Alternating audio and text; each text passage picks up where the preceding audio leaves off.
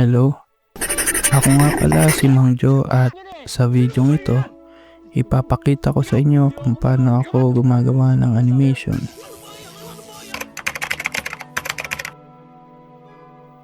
Ang pinakaunang step ko sa paggawa ng animation ay ang paghahanap ng inspirasyon. Kung saan ako naghahanap ng mga nakakatawang eksena mula sa lumang pelikula, sitcom, viral videos at iba pa. Minsan, pinaghahalo ko ang mga nakakatawang dialogue ng mga comedian at ang latest viral video, gaya na lang ni Nababalu at Aling Sangkay.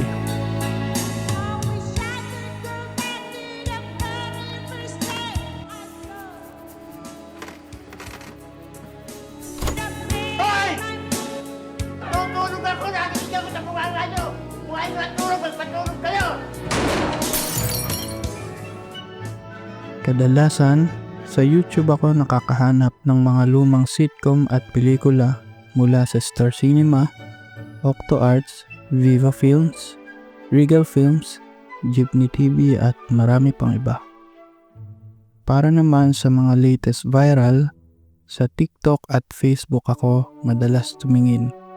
Medyo matagal din maghanap ng videos at minsan isang buong araw ang ginugugol ko bago ako makakita. May mga times din na kung kailan hindi ako naghahanap, doon ako nakakakita. Ito to. Ah, Yan. mas bate.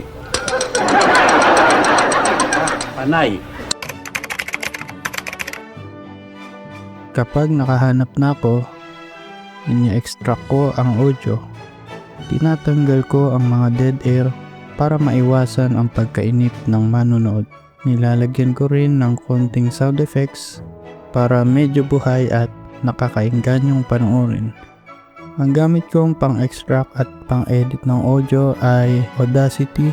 Minsan gumagamit din ako ng DaVinci Resolve. Ito rin ang gagamitin ko sa pinakahuling step ng paggawa ng animation. Dito ako madalas tumatagal. Halimbawa, yung kotse ni Mr. Bean, ilang araw ko rin siyang tinapos.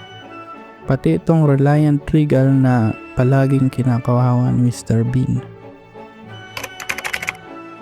Sa paggawa ng karakter, una ay nag-sketch ako. Minsan sa papel o minsan sa computer gamit ang Krita o GIMP at ang luma kong pen tablet.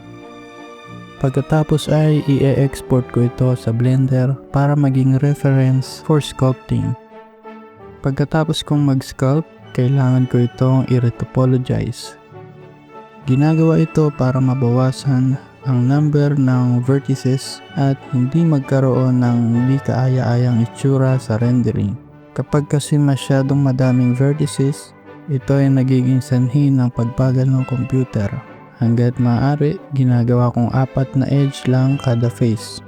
Pagkatapos, ang pinakahuling step sa paggawa ng karakter ay ang paglalagay ng rig.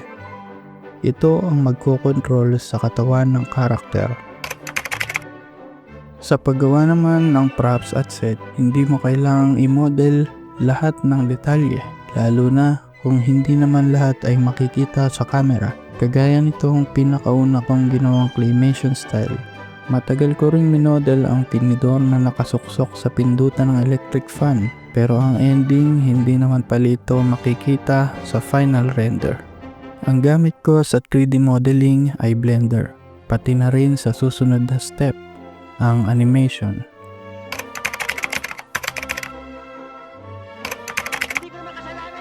Ito talaga ang inuuna ko bago ang pag-animate ng katawan. Dahil mahirap i-control ang rig ng bibig kapag umuusad o gumagalaw na ang mga karakter. May workaround din naman para maiwasan ito, gaya ng ginawa ng Pixar noong ina-animate nila si Woody. Naglagay sila ng camera sa harap ng mukha niya para sundan ito saan man magpunta. Pwede ko namang gawin to pero para sa akin dagdag trabaho lang. Kaya inuuna ko na lang ang lip sync. Dito mo na rin magagamit yung inedit mong audio sa step 2. Sa pagli-lip sync, kailangan mong i-import ang audio na inedit mo at ipagsabay ang pagbuka ng bibig sa kada frame. Kailangan sakto ang timing.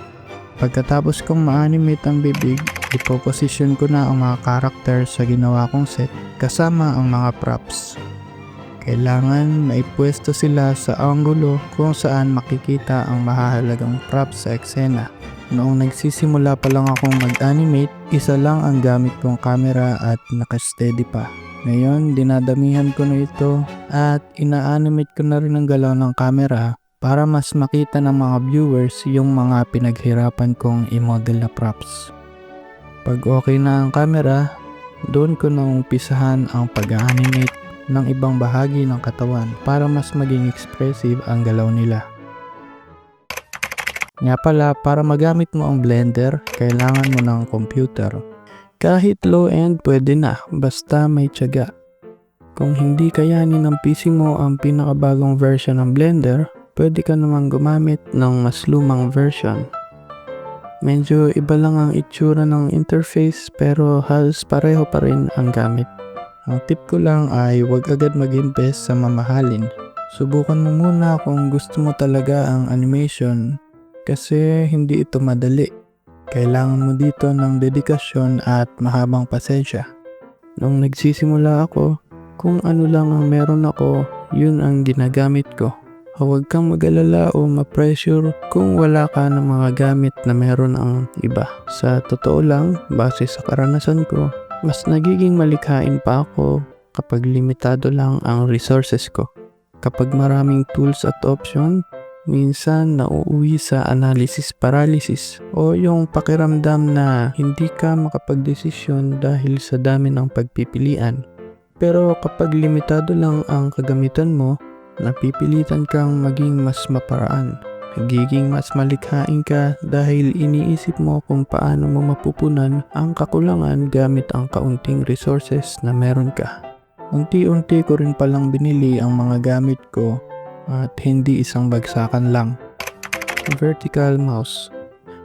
Dahil mahaba ang oras ng pag-animate, mabababad talaga ang kamay mo sa paggamit ng mouse at pwede itong magdulot ng carpal tunnel syndrome. Para maiwasan yan, lumipat ako sa paggamit ng vertical mouse. Dati, madalas sumakit ang kamay ko, lalo na kapag matagal akong nakatutok sa computer. Pero nang gumamit ako ng vertical mouse, nawala na yung pakiramdam na parang naiipit ang ugat sa kamay dahil sa matagal na paggamit ng regular mouse. Marami namang vertical mouse na abot kaya na mabibili online. Hindi kailangan ng mamahalin, basta vertical ayos na. Medyo maninibago ka lang sa unang gamit pero after ilang araw, makakasanayan mo rin. At higit sa lahat, mararamdaman mo ang laking tulong sa comfort at productivity mo. Keyboard with numpad.